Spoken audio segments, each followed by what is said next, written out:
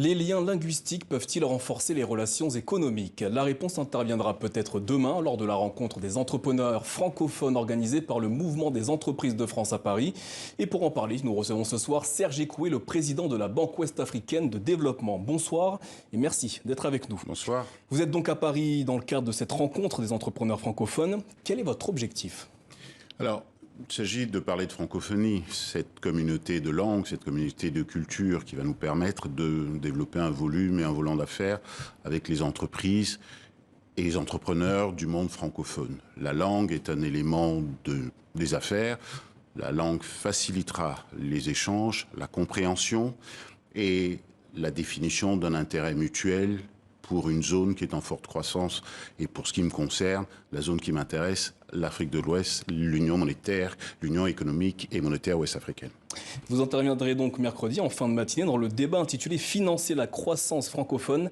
Quel message êtes-vous venu apporter aux investisseurs français? Le grand message, c'est d'abord de présenter la Banque ouest-africaine de développement, dont je suis le président depuis un peu moins d'un an. C'est une maison qui a 48 ans aujourd'hui, qui va en avoir 49, et qui est une espèce, comment je vais dire ça, d'interconnecteur, de lien entre des investisseurs qui ont vocation donc à investir dans notre zone et des projets de notre zone, des projets, des entités, que ce soit dans le secteur souverain, donc les États, ou également pour le secteur privé. Donc ce sont ces deux éléments-là qui sont importants.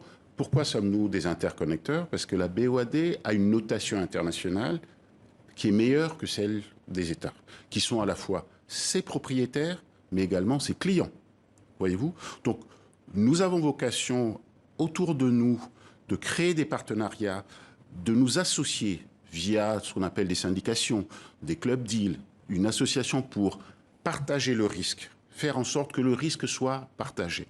Et le fait que la BOAD soit cette espèce de lien entre des investisseurs francophones et nos États ou le secteur privé, ceci est la définition même de la Banque ouest-africaine de développement. Alors concrètement, de quelle manière l'espace francophone, comme vous venez de l'indiquer, peut-il être un atout pour la reprise économique ouest-africaine?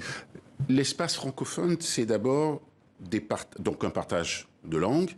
Et au sein de notre union, c'est le partage d'une monnaie, qui est le franc CFA. Donc, les échanges sont facilités, la compréhension de nos stratégies est facilitée, la BOAD joue pleinement son rôle. Vous voyez, nos engagements dans la zone aujourd'hui atteignent à peu près 10 milliards d'euros dans une répartition, j'allais presque dire 3/4, 1/4 entre le secteur public, les souverains, et le secteur privé. Nous avons vocation à augmenter la part du secteur privé dans cette répartition de nos engagements. Et sur 2021, nous sommes déjà à un peu moins de 500 millions d'euros. Donc, nous sommes véritablement dans l'action. Nous sommes dans l'action du développement qui concerne les éléments de base, mais je crois que nous aurons l'occasion d'y revenir. La pandémie de Covid-19 a affecté l'économie de la sous-région. Comment entendez-vous attirer les investisseurs étrangers? Alors, la pandémie... Alors, vous savez, cette situation unique où le monde a été mis sous cloche, je pense que la grande leçon, aujourd'hui, tout le monde a bien compris qu'il ne fallait pas que cette situation de mise sous cloche se reproduise. Voyez-vous? Donc, dans cette situation de crise, ce que nous avons fait, c'est mettre à la disposition à la fois du secteur public et du secteur privé de la liquidité, tout de suite. L'expression anglaise « cash is king », l'argent est roi, la liquidité est reine. Nous l'avons mise en place par des processus de décaissement rapides, urgents. Nous avons injecté dans le système près de, alors c'est 300 milliards de francs CFA, ce qui fait à peu près 450 millions d'euros immédiatement dans le système. Parce qu'à partir du moment où le système s'est arrêté de fonctionner, il fallait bien que l'économie continue de vivre. Donc, ça, c'est la première réponse. Donc, c'est une réponse de court terme. Mais notre vocation, c'est de travailler sur le développement. Le développement, c'est une question de long terme. C'est une question d'une génération. C'est l'ambition que nous avons de dire que le développement, c'est une question technique, mais c'est une question d'une génération, c'est 25 ans. Pendant cette période de pandémie, quels sont les États membres de la BOAD qui vous ont le plus sollicité? Non, on a été sollicité de manière indistincte. Tous les États nous ont sollicité, chacun bien évidemment à la hauteur de la puissance de son économie, mais tous les États naturellement. Mais ça a été la pratique commune au monde entier. Elle n'est pas spécifique à notre zone. Dans ce contexte de reprise économique, où se situent les besoins de financement et de développement sur le continent, et notamment en Afrique de l'Ouest? Alors, Et ça correspond à notre plan stratégique, qui est le plan Djoliba.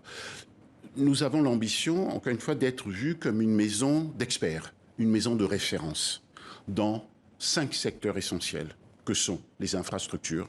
Comment est-ce que l'on se déplace d'un point A à un point B? Comment est-ce que l'on communique d'un point A à un point B?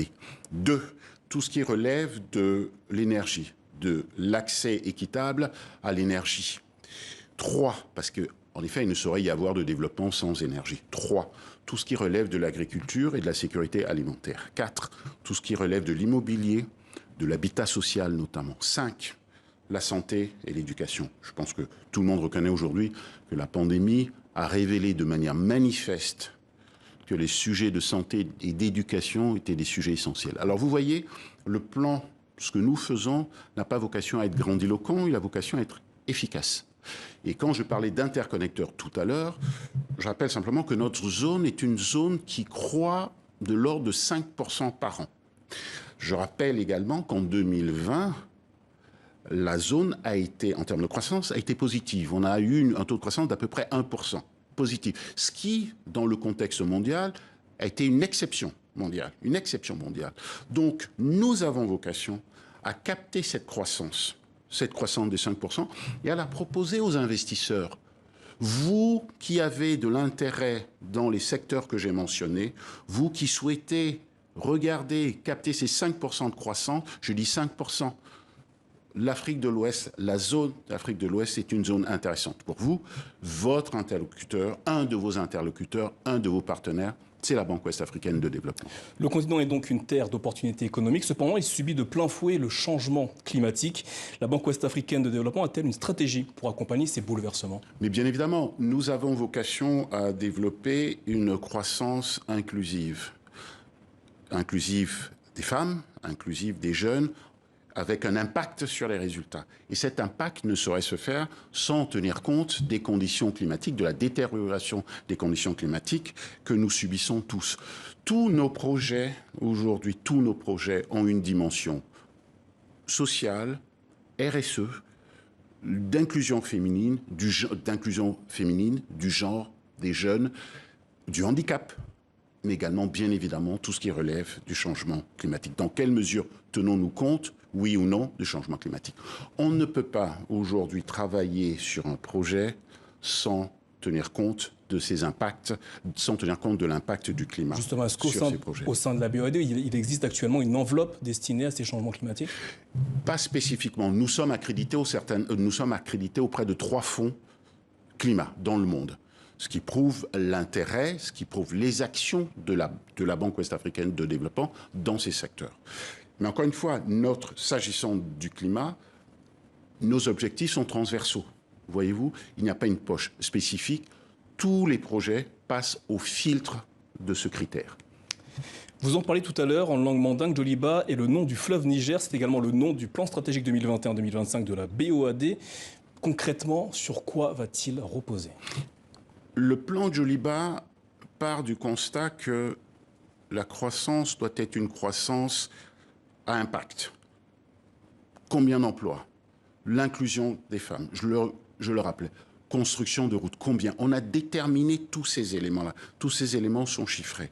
Nous partons du principe que le développement, c'est une question, une fois de plus, d'une génération. C'est 25 ans. Nous devons assurer le développement à la base, dans les 5 secteurs que j'ai mentionnés. Encore une fois, ce n'est pas grandiloquent, mais c'est efficace. Et nous avons vocation à avancer vers une approche dite sectorielle. Nous souhaitons être, s'agissant des 5 secteurs que j'ai mentionnés, que je veux bien répéter ici, les infrastructures, l'énergie, l'agriculture et la sécurité alimentaire, l'immobilier et notamment dans sa dimension d'habitat social, et enfin la santé et l'éducation. Nous souhaitons être, par le plan Djoliba, être une maison de référence. Et au travers de ce plan, nous avons vocation à augmenter de 50% le volume de nos interventions sur la période 2021-2025 comparé à la période précédente 2015-2019. Serge Ekoué, merci d'avoir répondu à nos questions ce soir dans le Journal Afrique de TV5 Monde.